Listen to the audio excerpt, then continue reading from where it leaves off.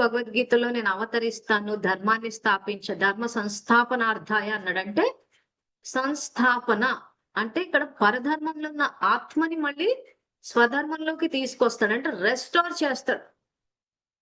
వచ్చి బయట ఏదో మార్చడం అంటూ కాదు, ఆత్మని.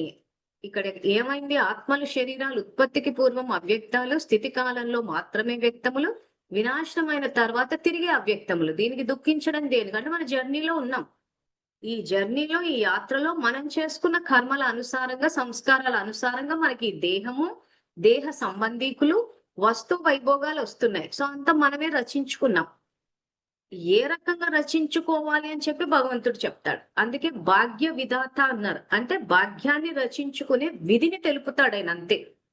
దానికి కావాల్సిన జ్ఞానాన్ని ఇస్తారు, శక్తిని ఇస్తారు. ఇప్పుడు మేము మీకు జ్ఞానం చెప్పగలము, కానీ మీ స్థితికి తగ్గట్టు, మీ పరిస్థితులకు తగ్గట్టు ఆయనే చెప్పగలడు. ప్లస్ దానికి కావాల్సిన శక్తిని ఇవ్వగలడు.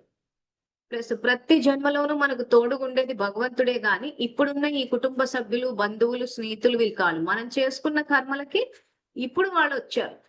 ఖాతా సమాప్తి అయిపోయిన తర్వాత శరీరాలు వదిలేసి మళ్ళీ మన ఖాతా ఎవరితోటి ఉంటుందో వాళ్ళ దగ్గరికి వెళ్తాం. సో చేసుకునేవన్నీ మంచి పనులు అయితే హ్యాపీగా ఒక జన్మ నుంచి ఇంకో జన్మకి వెళ్ళిపోవచ్చు. మనం పాపకార్యాలు చేసుకుంటున్నాం కాబట్టి భయపడుతున్నాము.